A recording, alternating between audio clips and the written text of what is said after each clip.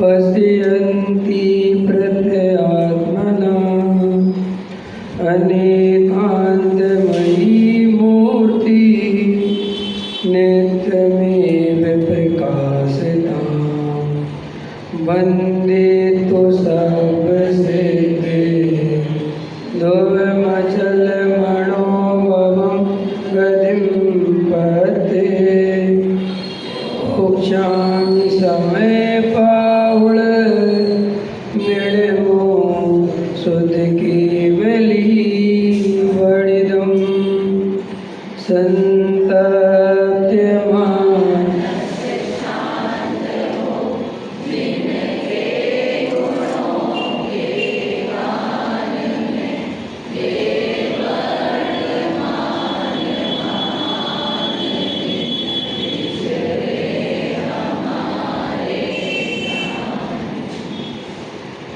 आचार्य कुंद देव द्वारा विरचित समय सार परमागम विराजमान पूर्व रंग गाथा 11 की टीका अपन पढ़ रहे हैं। व्यवहार नए अभूतार्थ क्यों है और शुद्ध नए भूतार्थ क्यों है, इसकी चर्चा आचार्य बता रहे हैं।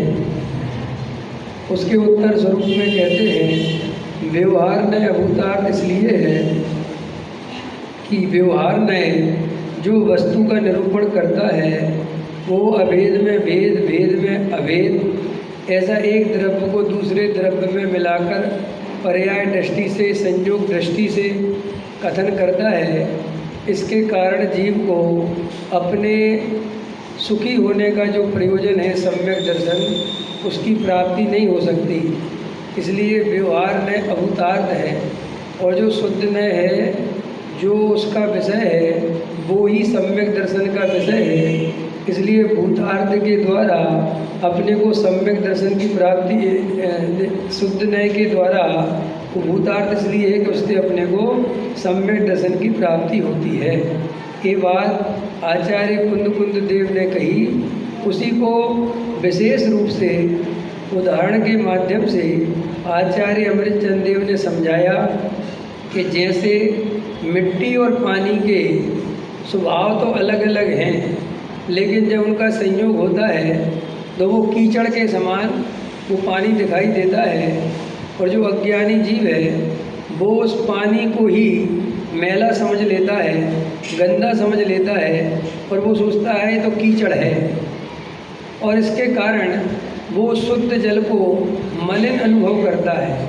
क्योंकि पानी कभी अशुद्ध नहीं होता, वो तो सदाकाल शुद्ध ही है, लेकिन मिट्टी के संयोग से वो अशुद्ध दिखाई देता है। लेकिन स्वभाव के समीप जाकर देखने पर वो पानी तो निर्मल ही है। ऐसे ही आचार्य कहते हैं अज्ञानी जीव को कर्म के संयोग के कारण, देह आदि के संयोग के कारण शुद्ध आत्मा मलिन दिखाई देता है, रागी द्वेषी दिखाई देता है, कसाय वाला दिखाई देता है, संयोग वाला दिखाई देता है। इसके कारण बेचारा अज्ञानी जीव मेरा आत्मा अशुद्ध है, मैं अशुद्ध हूँ, मैं रागी द्वेषी हूँ, मैं मोही हूँ, मैं संसारी हूँ, निरंतर ऐसी अनुभूति करता रहता है। और ऐसी अनुभूति के कारण उसका ऐसा ही श्रद्धान बना रहता है। सो ऐसे श्रद्धान का नाम ही मिथ्या दर्शन है, और उस मिथ्या दर्शन का कारण वो मलिनता का अनुभव है।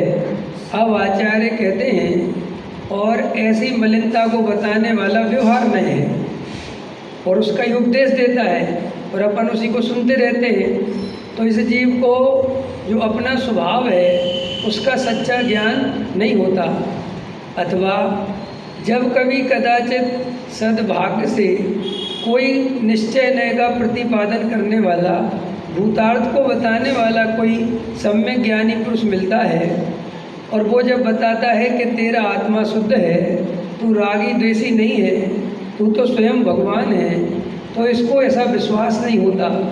क्योंकि अनादिकाल से जिस जीव ने केवल राग देश रूपी अपने को अनुभव किया हो और उसकी नज़र राग देश पर हो, और उससे कहो कि तुम भगवान हो, तुम भगवान हो, तो वो बेचारा अंदर से मानता नहीं है, लेकिन आगम की भार से, युक्ति की मार से, क्या बोला,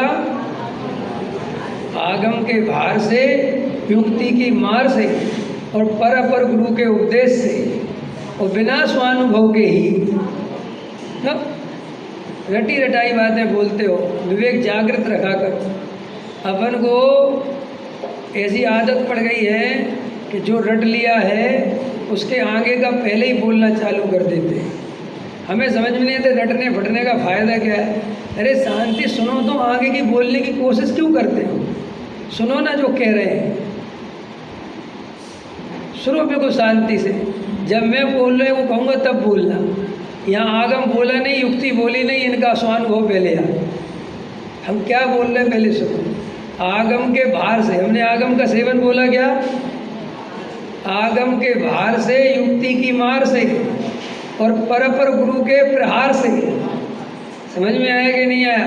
बिना स्वानुभव के ही मैं शुद्धात्मा हूँ, मैं ज्ञाता दृष्टा हूँ, मैं रागी द्वेषी नहीं हूँ, मैं तो सदाकाल शुद्ध ही हूँ, ऐसा बोलना सीख जाता है, ऐसा बताना सीख जाता है। समझ में आया? और अपने आप को मैं मुमुक्षु हो गया, मैं तो कांजी स्वामी वालों के ग्रुप में हूँ, ऐसा सोचता है कि मैं धर्मात्मा हो गया। लेकिन आचार्यों ने कहा था कि आगम के सेवन से, युक्ति के अवलंबन से, पर गुरु के उपदेश मात्र से जो जीव अपने को धर्मात्मा समझते हैं वे स्वानुभव के बिना कभी भी धर्मात्मा नहीं होते। केवल स्वाध्याय करते हैं और याद कर लेते हैं, गाथाएं रट लेते हैं और कुछ बाहर में सदाचार का पालन करते हैं और अपना एक ग्रुप बना बनोगे हम तो ज्ञानी हो गए, जबकि ये भूल ही जाते हैं कि हमें स्वानुभव तो हुआ ही नहीं है। हम तो बिना स्वानुभव के ही आत्मा को शुद्ध बोल रहे हैं, क्योंकि हमारी नज़र में तो जब हम अनुभव करने जाते हैं तो हमें तो मलिनता का ही अनुभव होता है, हमें तो राग देश कसाय का ही अनुभव होता है, हमें तो कर्ता कर्म का ही अनुभव होता है। ये करना है, ये करना है, ये करना है, ये करना है। समझ में आया कि नहीं आया? व्यवहार नय का उपदेश हमें परमार्थ का लगता है कि नहीं? कल एक भाई साहब आए थे, वो कह रहे थे कि हमने एक नई ये बात सुनी प्रवचन में कि व्यवहार नय की जो चर्चा है वो तो अभूतार्थ है, अप्रयोजनभूत है, लेकिन जब व्यवहार नय से कोई बताता है उस समय हमें वो लगता ही नहीं कि ये सत्यार्थ है। बोलो, लगती है? हमें मंदिर बनाना चाहिए, हमें समाज का निर्माण करना है, हमें जिन शासन की प्रभावना करना है, मरते दम तक करना है। बोलो, क्या ऐसा वस्तु का स्वरूप है? कोई किसी का करता धरता है? कोई प्रभावना कर सकता है? कोई मंदिर बना सकता है? कोई मंदिर की रक्षा कर सकता है? बोलो। लेकिन जब ऐसा बोला जाता है तब उस समय हमें एक बार भी ऐसा लगता है कि सब झूठ है। बोलो शशांक जी, व्यवहार नय अभूतार्थ है, असत्यार्थ है। ये बात पढ़ने वाले समझने वाले भी जब व्यवहार नय का उपदेश आता है तो बिल्कुल उसमें ऐसे रम जाते हैं, ऐसे तन्मय हो जाते हैं और ऐसे एकदम वीर योद्धा बन जाते हैं कि भूले ही जाते हैं ये उपचार का कथन है, ये व्यवहार का कथन है। कोई व्यवस्थापक नहीं और कोई व्यवस्था बनाने वाला नहीं। अब पकड़ में आया, कुछ समझ में आया कि नहीं? देखो, लोक में हम व्यवहार नहीं की मर्यादा जानते हैं। हम आपको 10 दफ़े उदाहरण दे चुके कि हम लोक में व्यवहार का बहुत उपयोग करते हैं, लेकिन अंदर में परमार्थ नहीं भूलते। भूलते हैं क्या? हम आपके घर पर गए और हमने आपसे कहा कि आपका घर तो बहुत ही अच्छा है, तो आप क्या कहते हैं कि पंडित जी आपका ही है। आपने कहा ऐसा, तो अभी मैंने अंदर में एक बार भी माना क्या ये बात सही है? 100% मुझे पता था कि ये बात झूठी है, लेकिन जब हमने मंदिर में तुमसे कहा कि पूजा पाठ करना, भक्ति करना, क्रिया करना, छोड़ मत देना, तब एक बार भी लगा कि मैं क्रिया कर ही नहीं सकता, ये तो व्यवहार की बातें हैं, इनमें कोई दम नहीं लगा। उल्टा तुम्हें इनमें बहुत दम दिखाई देती है और निश्चय में दम दिखाई नहीं देती। ऐसा क्यों हुआ? बिना स्वानुभव के ऐसा ही होता है। देखो, हम ऊपर ऊपर से तो बोलते हैं कि अकर्ता है, परम अकर्ता है, बस एक ज्ञायक भाव है, लेकिन अंदर में पूरे टाइम मैं करने वाला हूँ। समझ में आया? ये पूरे टाइम अंदर परिणति में चलता रहता है। तो क्यों हुआ ऐसा कि आगम के भार से, युक्ति की मार से, पर गुरु के प्रहार से, बिना स्वानुभव के ग्रहण करने वालों की यही गति होती है।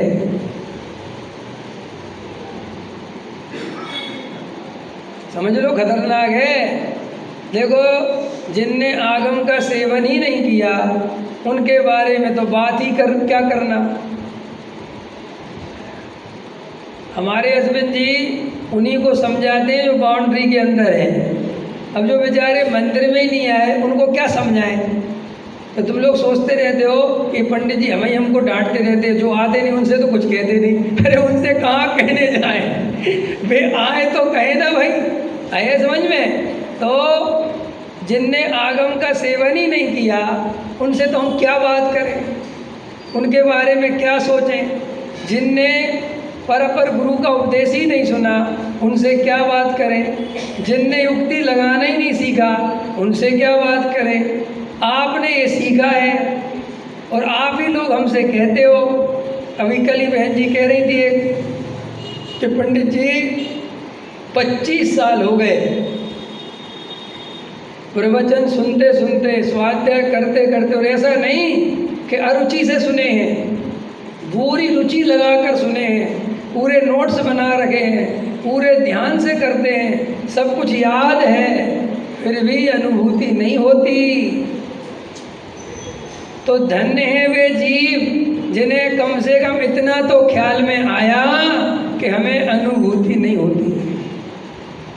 न कई लोग तो इन 25 सालों के रिकॉर्ड में ही खुश हो गए हैं।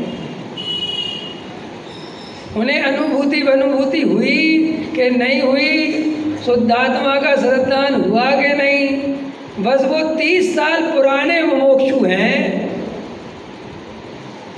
और उनके पिताजी गुरुदेव के अनन्य भक्त थे और उनके पिताजी गुरुदेव के वहाँ गए थे। वे इसी बात से प्रसन्न हैं।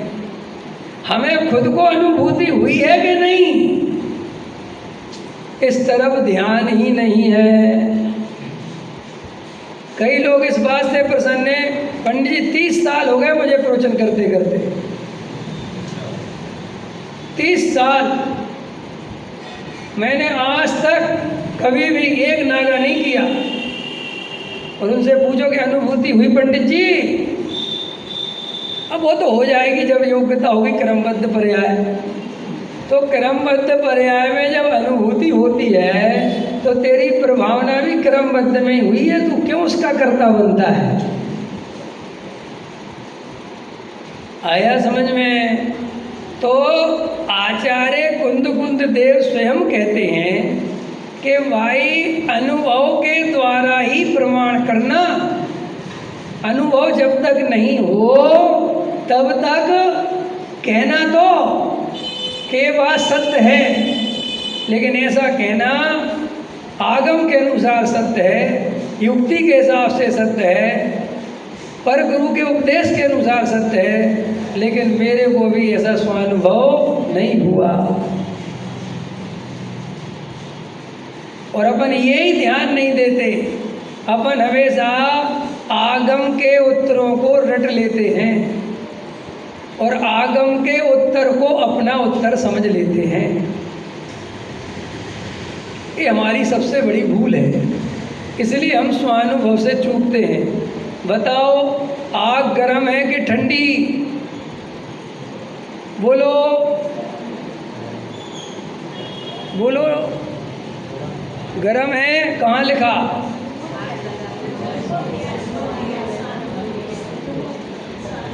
कहाँ लिखा भैया? है? हाँ, तो कहाँ देखा तुमने उसका स्वभाव? स्वानुभूत्या चकास्ते।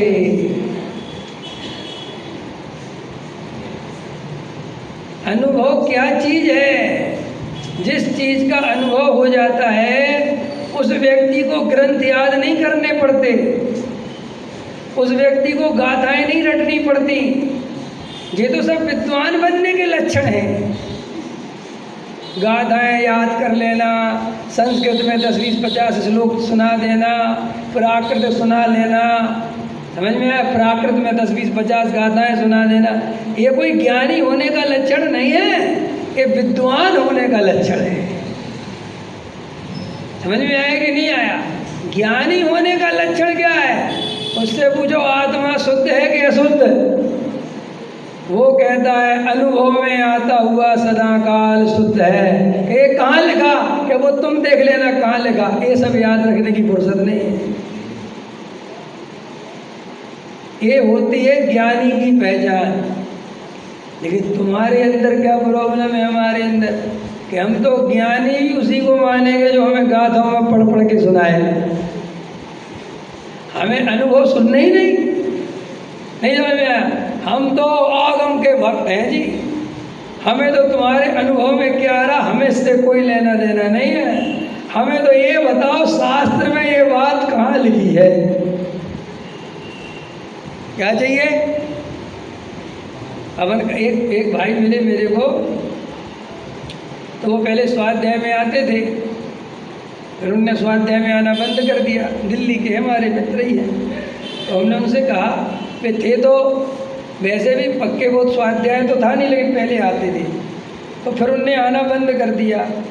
तो मेरे को मिले तो मैंने कहा भाई आप आते क्यों नहीं आजकल? बोले आजकल मैंने पंडितों को सुनना बंद कर दिया है।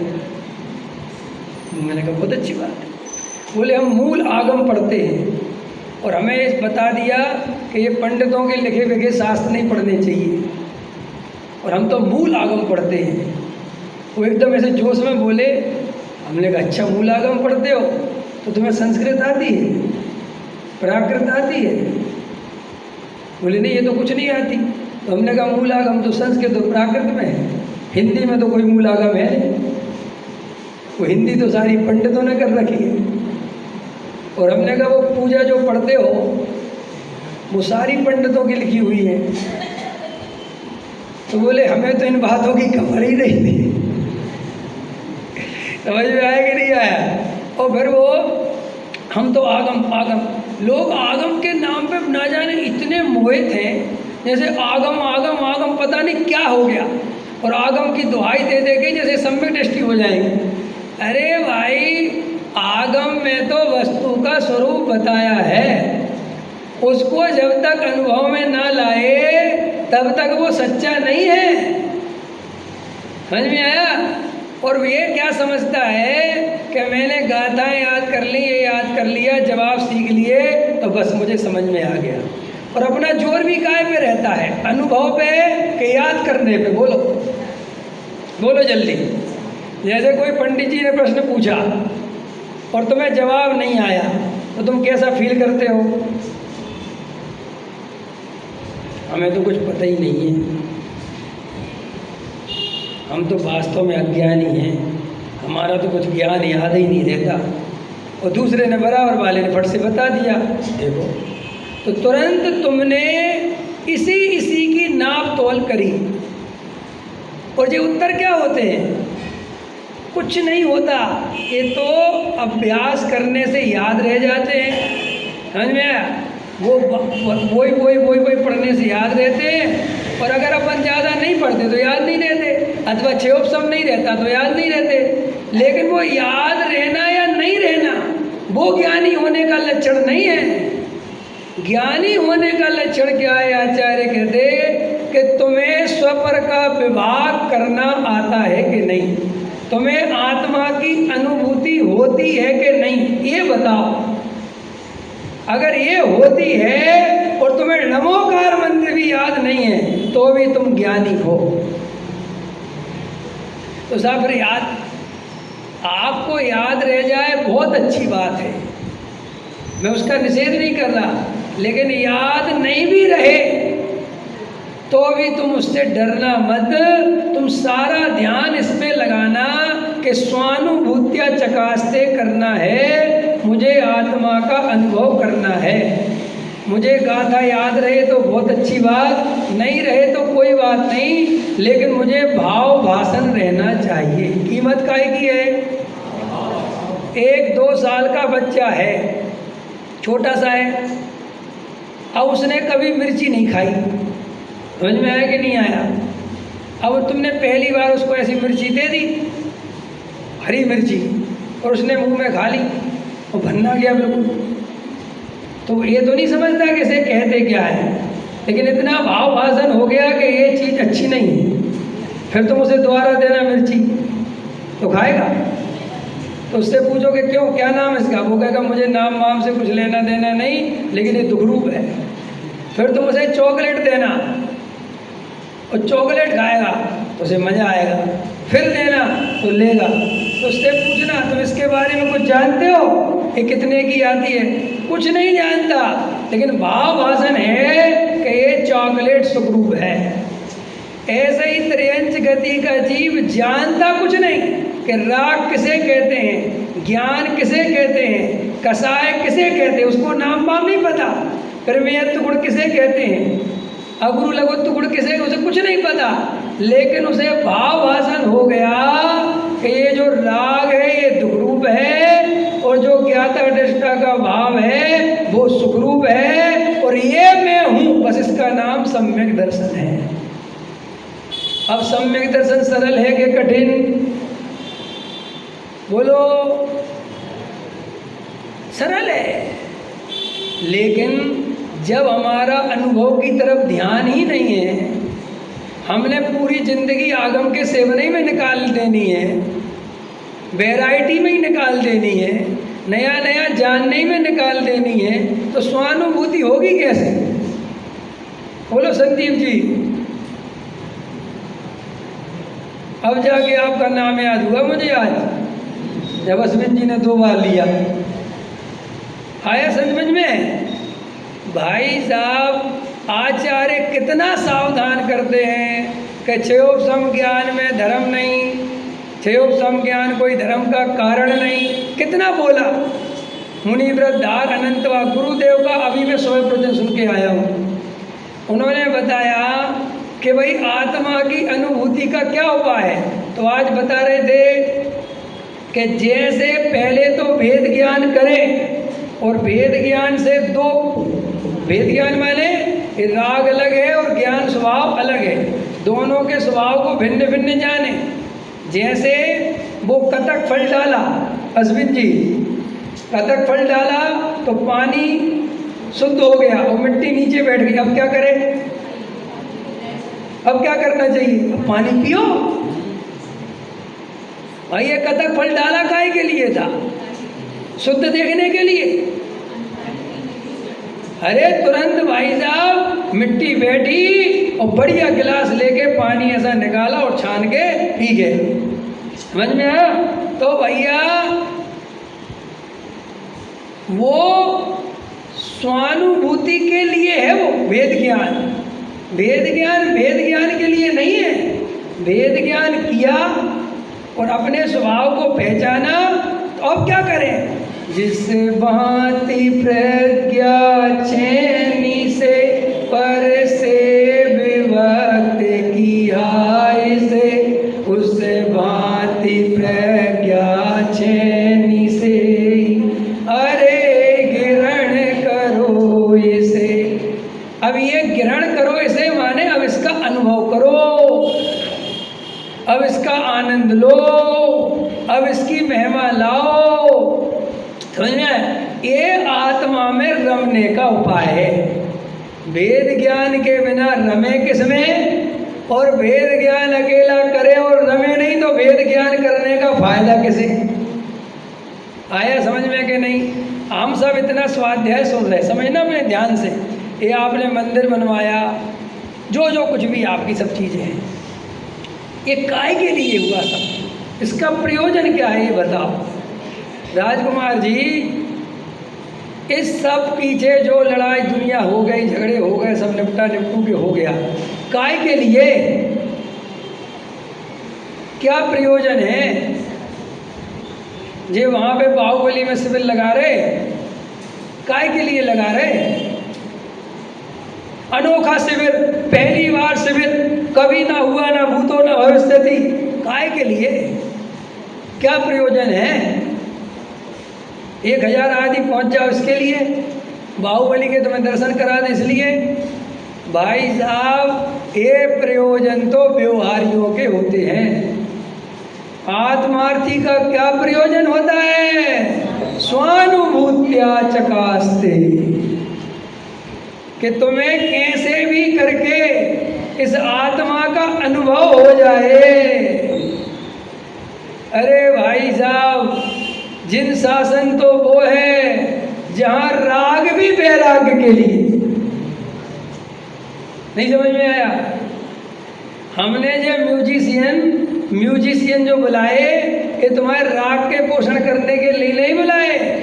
ये तो इसलिए बुलाते हैं कि चलो नए जीव हैं, बेचारे किसी बहाने आ जाएं, थोड़ा नृत्य करा दें तो इनका मन लग जाए। समझ में आया? फिर अपन को धीरे से बतेसे में धर के दवाई नहीं अमृत देंगे। दवाई तो कड़वी होती है, धर्म कड़वा नहीं होता, धर्म तो अमृत होता है। लेकिन इस मूर्ख ने कभी अमृत का स्वाद लिया नहीं, इसलिए इसको बतेसे में धर के अमृत का स्वाद चखाना पड़ता है। तो हमने तो वो राग भी वीतरागता के लिए किया, लेकिन जिन जीवों ने नाचने गाने कूदने कोई उद्देश्य बना लिया, वे तो वास्तव में व्यवहारी भी नहीं है, वे तो अन्य मत में शामिल हो गए।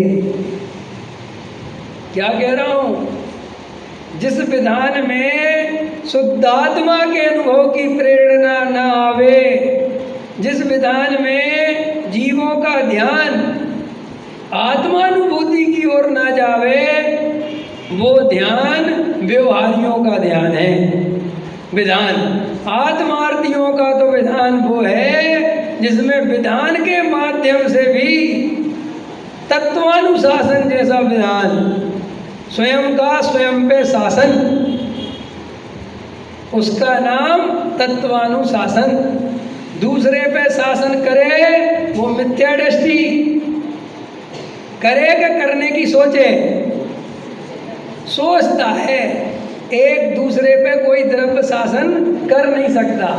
और सम्यक दृष्टि जो स्वयं में स्वयं का शासन करता है, उसका नाम सम्यक दृष्टि। क्लियर हो गई? व्यवहार के बारे में एक साफ बात समझानी थी। देखो 2-3 बातें समझाना है आपको, इसे भी समझाएंगे, इसमें देखो क्या समझा पाते हैं। एक तो ये व्यवहार में क्या चीज़ है, देखो आचार्य भगवान बहुत अच्छे से ये बात जानते हैं, ज्ञानी पुरुष बहुत अच्छे से जानते हैं कि हम कितने ही निश्चय नहीं की बात लिख जाए तो भी व्यवहारी जन व्यवहार की बात तो करेंगे ही करेंगे। समझ में आया कि नहीं आया? तो उन्होंने एक खाता बनाया कि एक व्यवहार नए का खाता खड़ा करो। समझ में आएगा? क्यों? या मंदिर में सब तरह के लोग आएंगे कि नहीं आएंगे? अब कोई कहेगा तू ही है तारणहारा रे प्रभु हम सबका एक, और उसका मुंह पकड़ लोगे क्या करोगे बेचारे? और वो भक्ति है करेगा, वो गाएगा, भगवान को कर्ता बना के भक्ति गाएगा, तुम्हें मेरी नैया पार करने वाले हो, क्या करोगे? अब आचार्य ने सोचा इसका कोई इलाज नहीं है, कहाँ तक कहेंगे ये झूठा है, कहाँ तक लड़ाई झगड़ा करें? तो उन्होंने कहा खाता बनाओ व्यवहार नए का, और जितनी भी इस तरह की चीज़ें हो सबको व्यवहार नए में डाल देना, और फिर लिख देना अंतिम लाइन के व्यवहार नए असत्यार्थ है। ये तुम्हारा सारा कोटा उन्होंने इसमें शामिल कर दिया कि भैया मानेंगे तो है नहीं, बातें तो सब आएंगी। उनने कहा पूरा पहले इसको व्यवहार नए और बाद में कह देना कि ये सब असत्यार्थ है। समझ में आया? इससे कोई प्रयोजन की सिद्धि होने वाली, तो ऐसे ही व्यवहार नए की जो भी चर्चा आवे तो उसे अंदर में जानना कि इससे मुझे अनुभूति होने वाली नहीं है। व्यवहार जाना हुआ प्रयोजनवान है। क्या बोला? ये जाना हुआ प्रयोजनवान क्या होता है? जाना हुआ प्रयोजनवान ये है कि भूमिका के अनुसार तुम्हारे जीवन में व्यवहार नए के योग्य कार्य होंगे, लेकिन उनके कर्ता भोक्ता नहीं बनना, उनको मात्र भूमिका के अनुसार ऐसा राग आए बिना रहता नहीं, ऐसा जानकर उससे भेद ज्ञान करना, ये व्यवहार जाना हुआ प्रयोजनवान है। समझ में आया कि नहीं आया? जो व्यवहार का निषेध कर दे वो भी सच्चा आत्मार्थी नहीं, क्योंकि व्यवहार भूमिका के अनुसार हुए बिना रहता नहीं। ज्ञानी को भी दया दान पूजा भक्ति का राग आए बिना रहता नहीं। पकड़ में आया? तो भी फिर ज्ञानी क्या करता है? अंदर में जानता है कि ये करने योग्य नहीं है, ये मेरा स्वभाव नहीं है, ये तो निषेध के योग्य ही है। इतनी बात व्यवहार नए के संबंध में हो गई। अब देखो यहाँ पर जो बात चल रही है वो क्या चल रही है कि भाई साहब आगम का सेवन, युक्ति का अवलंबन, पर गुरु का उपदेश। अब अपन को काय पे ध्यान देना है? स्वानुभव पे। ताकत काय पे लगानी है? स्वानुभव पे। पकड़ में आ रही कि नहीं आ रही? देखो आपने आज से 5 साल पहले, अश्विन जी अपन ने कितने साल पहले? आपने 22-23 साल पहले, है ना, 2005 में गए थे, माने 2000, और आज कितना 26 साल पहले। आपने 25 साल पहले लघु जैन सिद्धांत प्रवेश का पढ़ी थी, और मैंने लगभग 22 साल पहले पढ़ी थी। अब उनको प्रॉपर तो याद रह नहीं जाएगी। समझ में आया कि नहीं आया? नहीं रह जाएगी। तो भी हम लघु जैन सिद्धांत प्रवेश का जानते हैं कि नहीं? तो हो सकता है मुझसे पूछो कि पंडित जी प्रदेशत्व गुण की परिभाषा बता। हो सकता है मैं भूल गया, मुझे नहीं याद किसे कहते प्रदेशत्व गुण। तो भी मैं प्रदेशत्व गुण का भावासन है मुझे। हो सकता है मैंने समय सार का मोक्ष अधिकार बहुत पहले पढ़ा था और अब मुझे प्रॉपर उसका विषय याद नहीं है। तो भी मोक्ष क्या है, मोक्ष का क्या स्वरूप है, वो मेरे भाव भाषण में है कि नहीं। तो आचार्य कहते हैं कि भैया कीमत भाव भाषण की है। अगर तुम्हें कोई गाथाएं या कोई परिभाषाएं याद नहीं रह गई हैं तो डरा मत करो, उनका भाव भाषण रहना चाहिए। क्लियर हो गई बात। अपन जब पहली क्लास में पढ़ते थे, दूसरी क्लास में पढ़ते थे, तो अपन ने जो पुस्तकें पढ़ी थी वो आपको याद हैं? बोलो। भूपेंद्र याद है? बुंदेलों हर वेलों के मोह हमने सुनी कहानी थी, खूब लड़ी मर्दानी वह तो झांसी वाली। ये 2 लाइनें तो याद रह गई, लेकिन उसके आगे पीछे क्या था वो तो सब भूल गए।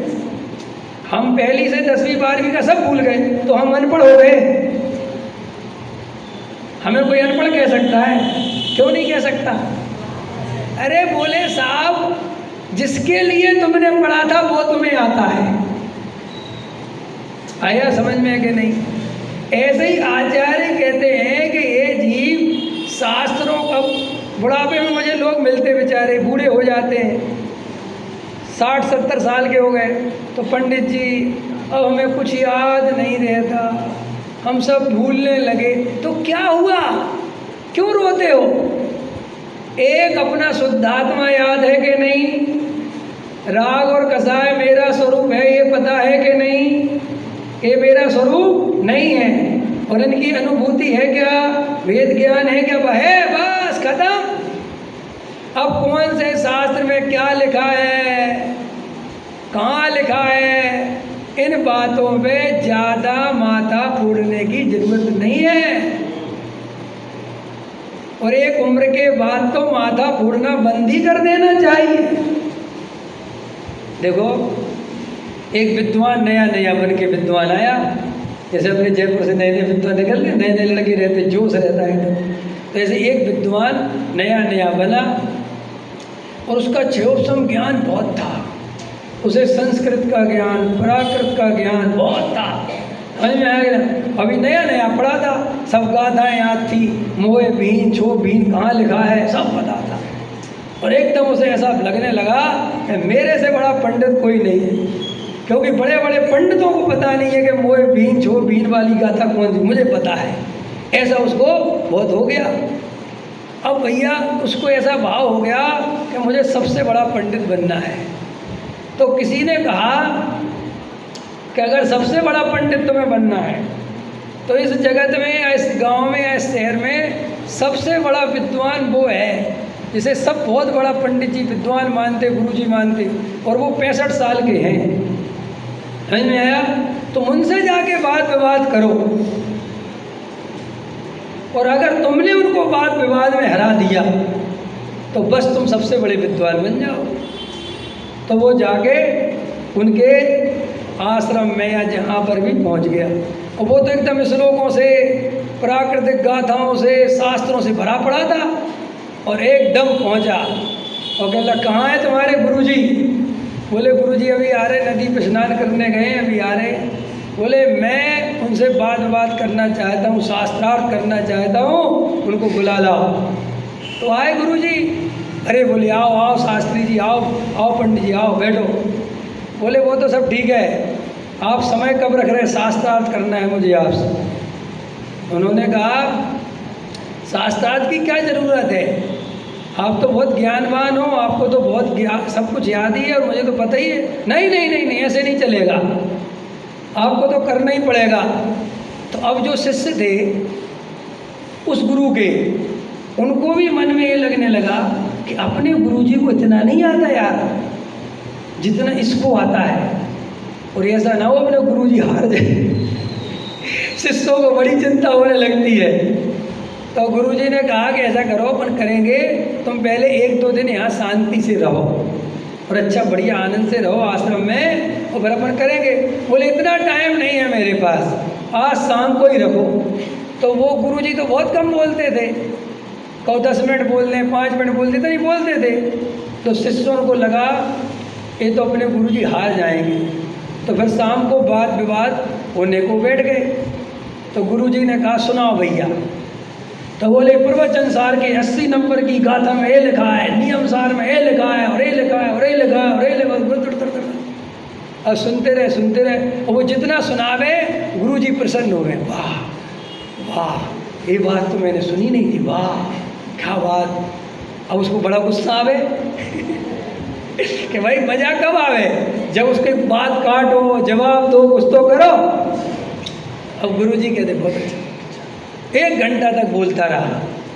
अब गुरुजी से बोला अब आप कुछ बोलो।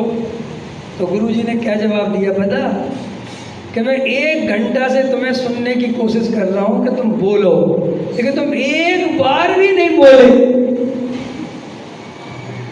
क्या जवाब दिया, मैं तुम्हें 1 घंटे से सुनने की कोशिश कर रहा हूँ कि तुम कुछ बोलो, लेकिन तुम एक शब्द नहीं बोले। वो कहता तो 1 घंटे क्या मेरा भूत बोल रहा था?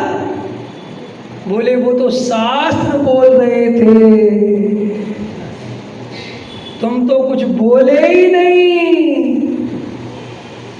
और मैं बस यही प्रतीक्षा कर रहा था कि कुछ तो स्वानुभूतियां चकास्ते करो, कुछ तो अपने हृदय की बात करो। यहाँ वो लिखा है, वहाँ ये लिखा है, वहाँ ये लिखा है, वहाँ ये लिखा है। अरे भाई तुम्हें अनुभव में क्या आता है ये तो बताओ।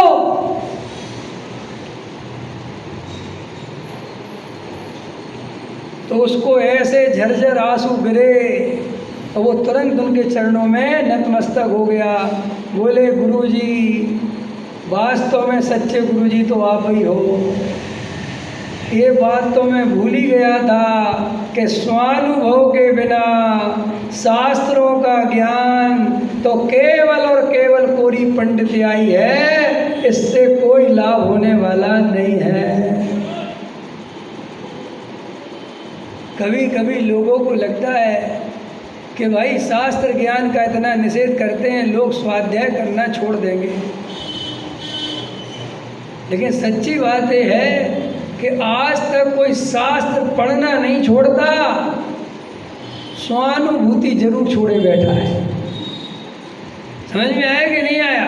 शास्त्र सुनने का तो व्यसन लग जाता है, पढ़ाई पढ़ने का तो व्यसन लग जाता है, लेकिन आत्मानुभूति का व्यसन नहीं लग पाता। और खेल कैसे होना है?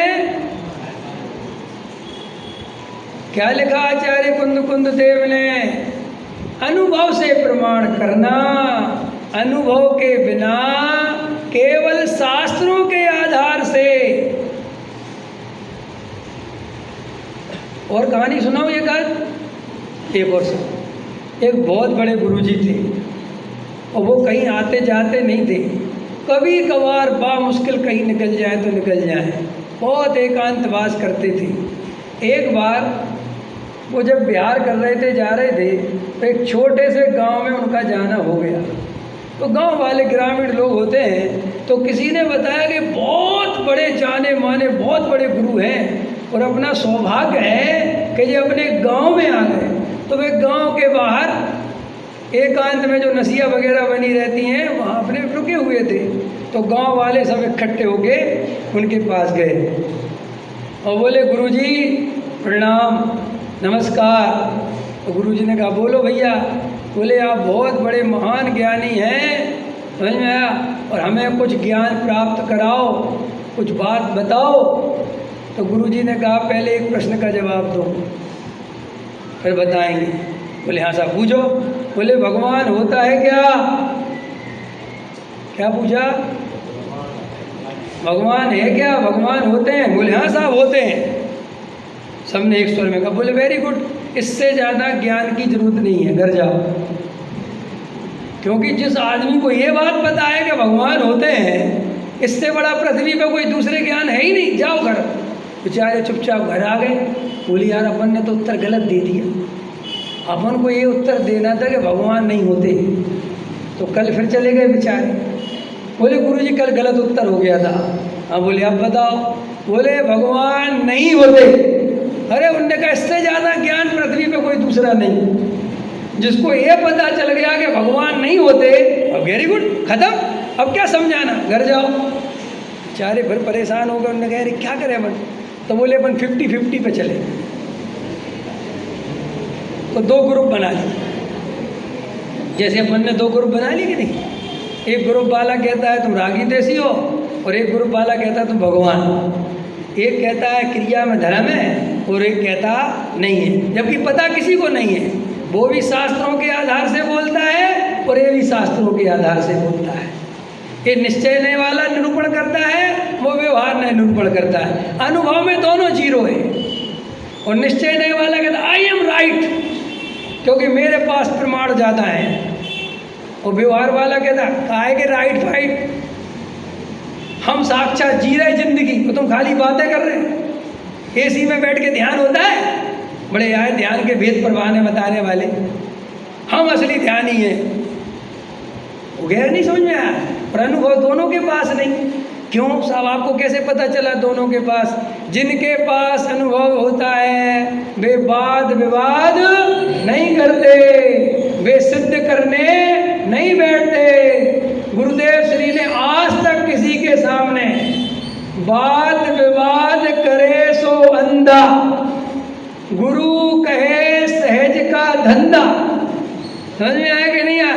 गुरुदेव से बहुत लोगों ने विवाद करने की कोशिश करी कि आओ हमें बुलाओ, हम विद्वानों को लेके आएंगे। गुरु ने देव ने कहा भाई साहब हाथ जोड़ के विनती है, तुम्हें जो समझ में आए तुम समझो, और हमें तो स्वानुभूत्य चकास्ते हो रहा है, अब तुम तुम्हारी जानो।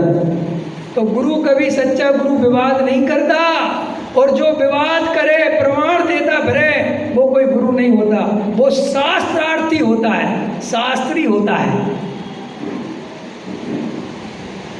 शास्त्री और ज्ञानी में क्या अंतर है? शास्त्रों को जान के जो अपने को ज्ञानी समझने लगे, समझ में आया? आत्मज्ञान के बिना ही अपने को समझने लगे और आत्मज्ञान नहीं करे, वो नाम का शास्त्री है। असली शास्त्री कौन है? जो शास्त्रों को पढ़ के उसमें बताई हुई बात को अनुभव से प्रमाण कर ले, वो असली शास्त्री है। पकड़ में आ रही है राजकुमार जी? मुझे नाम पता नहीं, रतलाम वालों के बिल्कुल याद ही नहीं हो रहे। आपका क्या नाम? मुकेश जी? हाँ ठीक है। तुम्हारा कल भी बताया था, पता नहीं तुम्हारा चेहरा नाम से मैच नहीं कर रहा क्या? क्या नाम? रजत चांदी। वो तो गोरे, रजत मैच तो कर रहा है। अब याद रह जाएगा। रजत जी बोलो, शशांक जी। जो नाम क्या होते वो नाम याद हो जाते हैं जिन नामों से अपन रोज परिचित होते हैं। जैसे अब शशांक नाम है, ये मेरा कोई दोस्त है तो याद रह जाता है। ये मुकेश जी है अब कोई, अब लेकिन अभी रजत नाम से आदमी से मेरा ज़्यादा पाला नहीं पड़ा। बोलो रजत जी, समझ में आया? तो स्वानुभूत्या चकास्ते, क्या बोल रहे? स्वानुभूत। अश्विन जी को सबके नाम याद है, भाभीयों के भी याद है, हमें तो भाइयों के नहीं हो रहे। 10-5 बार आना पड़ेगा रतलाम, तब जाके होंगे 10-20 नाम याद। कह रहे कि याद करके क्या करेगा? बात तो सच्ची है, इसलिए नहीं करना। वो तो तुम्हारे बीच में मुझे सांस लेनी होती है तो नाम लेना पड़ता है।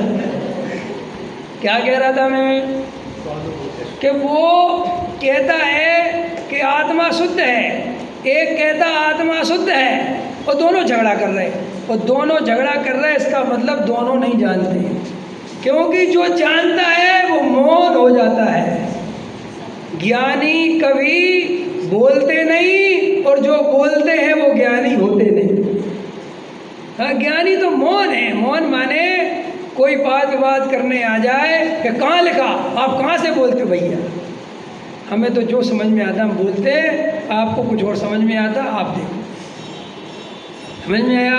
अनुभव की कीमत बहुत है। अभी मैं बैठे रहे ना, अब अश्विन जी ने मुझे कहा था कि विवेक जी छोड़ेंगे नहीं, बैठे रहे ना को शांति से। अभी तो प्रवचन प्रारंभ हुआ है, अभी मैं मुद्दे पे आ नहीं पाया था, नहीं रियल में नहीं आया। ये दो बीच में कहानी आ गई ना, अभी असली कहानी तो स्वानुभव की सुनानी है। तो वो गुरु जी के पास गए, फिर बोले महाराज 2 ग्रुप बन गए, एक चटाई इस तरफ वाले, एक इस तरफ वाले। बोले क्या बात है? बोले साहब भगवान है। और बोले तुम बताओ।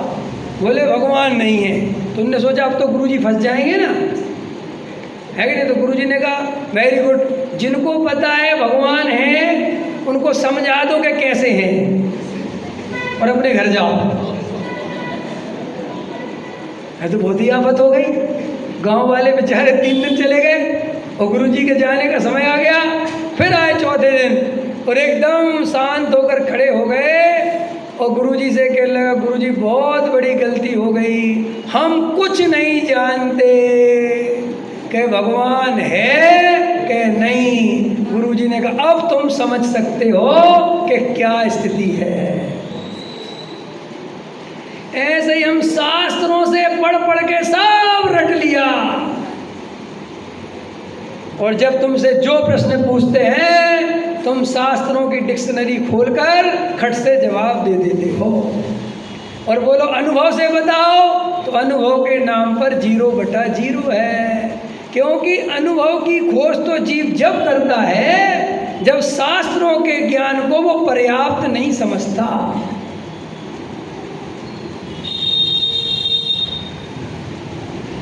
श्रेय जी, आत्मा शुद्ध है कि अशुद्ध? बताओ। अब हम गुरुजी की जगह है, तुम गांव वालों की जगह हो। बोलो आत्मा शुद्ध है कि अशुद्ध? हाँ। अब देखो ऐसा बोल दोगे कि नहीं पता तो भी ठीक है, लेकिन इसका जवाब एक बहुत अच्छा मैं तुम्हें बताता। इसका जवाब ऐसा होता है पंडित जी, हमने शास्त्रों में तो पढ़ा है कि आत्मा शुद्ध है और पर्याय दृष्टि से अशुद्ध है और समय सार में कुंद देव ने ऐसा बताया है। तो आगम भी बता दिया और गुरु का उपदेश भी बता दिया और युक्ति भी बता दी कि राग देश विभाव है वो आत्मा का स्वभाव नहीं है और जो त्रिकाल ज्ञायक भाव है वो शुद्ध है, इस अपेक्षा आत्मा शुद्ध है। नए भी समझा दिए। इतना समझाने के बाद ये बोलना है कि गुरुजी ये सब मुझे शास्त्रों के आधार से तो पता है लेकिन अनुभव के आधार से मुझे कुछ नहीं पता। ये उत्तर तुम्हारा परफेक्ट है, लेकिन अपन कभी ऐसा उत्तर नहीं देते।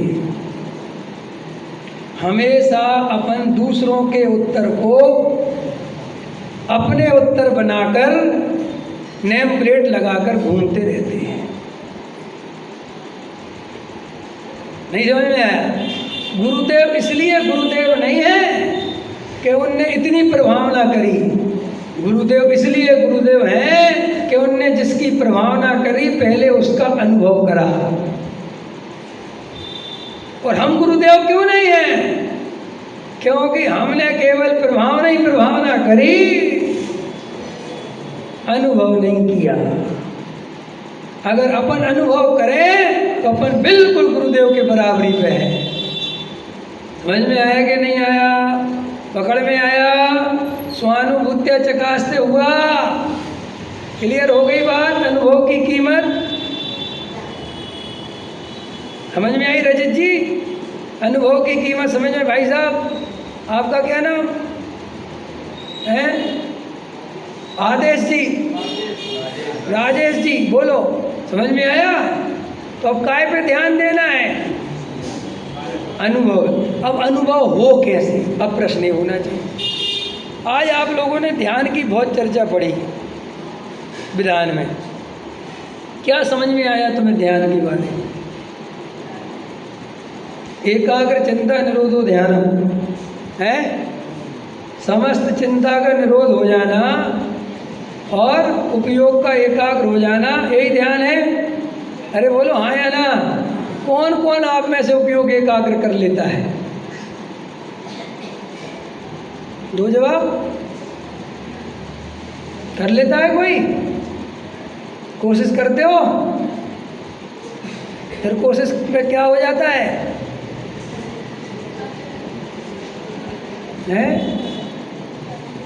क्या होता है जब कोशिश करते हो तो जब भटक जाता है तब ध्यान खंडित हो जाता है और जब नहीं भटकता तब ध्यान हो जाता है। बराबर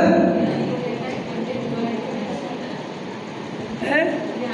तुम लोग इतने कितने प्यार से पढ़ते रहते हो सब चीज़ें, मैं देखता रहता हूँ, बड़ी एकदम बहुत प्रसन्न चित्त से पढ़ते रहते हो। कभी सोचते भी हो अंदर में कि ये हो सकता भी है कि नहीं? कभी एक आध प्रयोग करके देखते हो कि केवल अनुमोदन ही से काम चल रहा है? अच्छा, चौथे गुण स्थान में कितना धर्म ध्यान हो सकता है, कितना आत्मा का अनुभव हो सकता है? बहुत हो सकता है,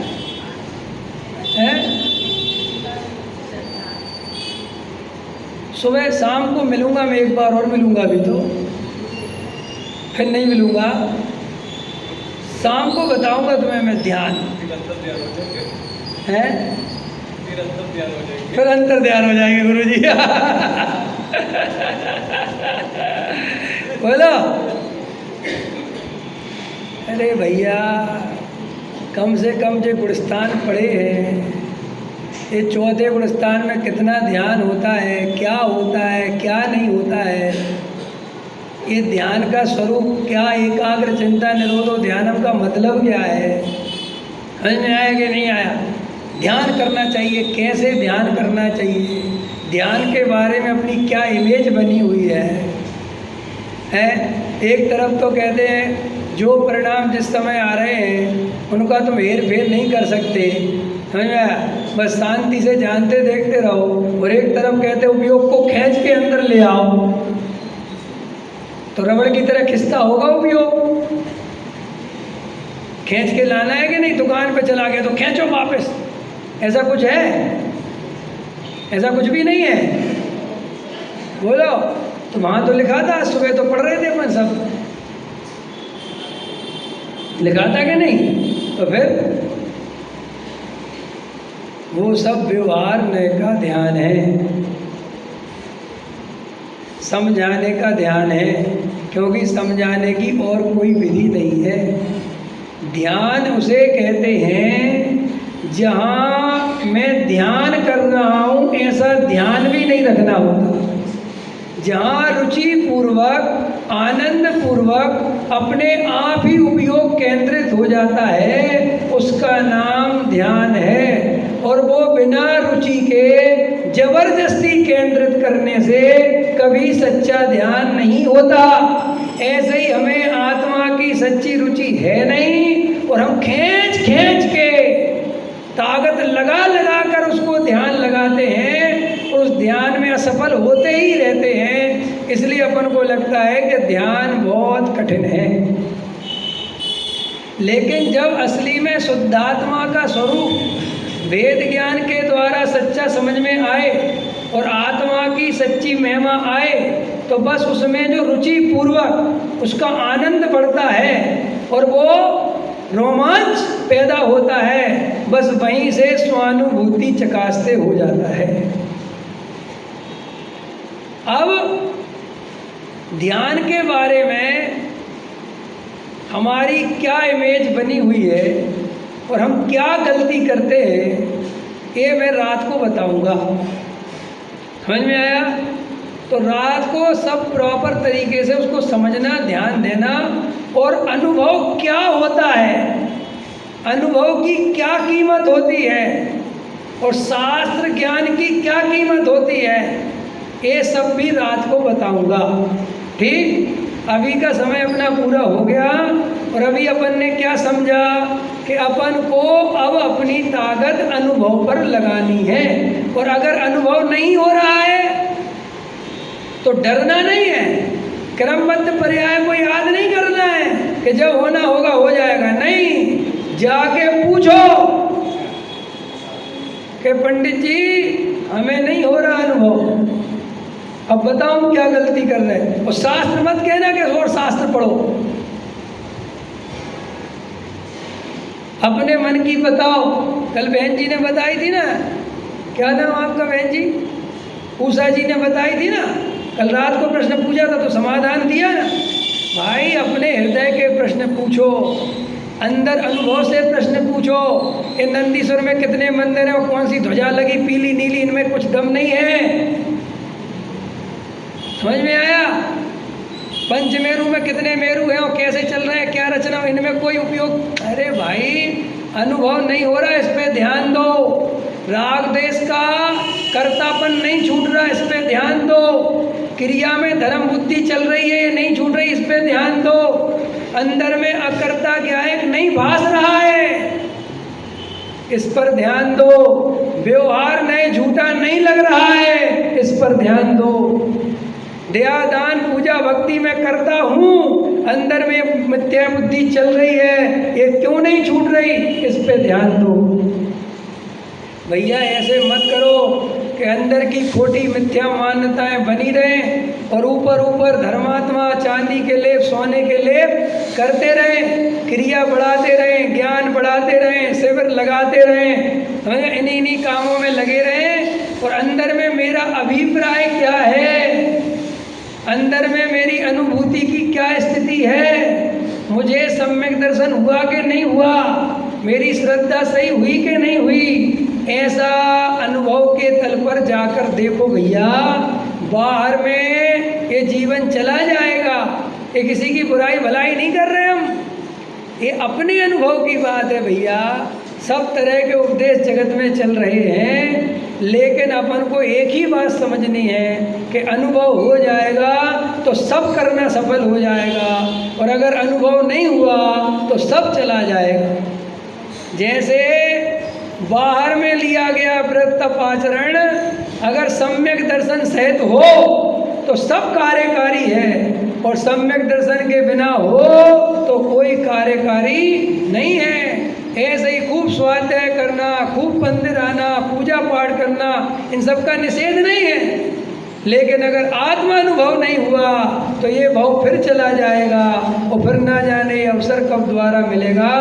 इसलिए सब हम अनुभव की ओर ध्यान दें, वेद ज्ञान करें, तत्व विचार आदि में उपयोग लगाएं। इसी मंगल भावना के साथ अभी बात पूरी करता हूँ।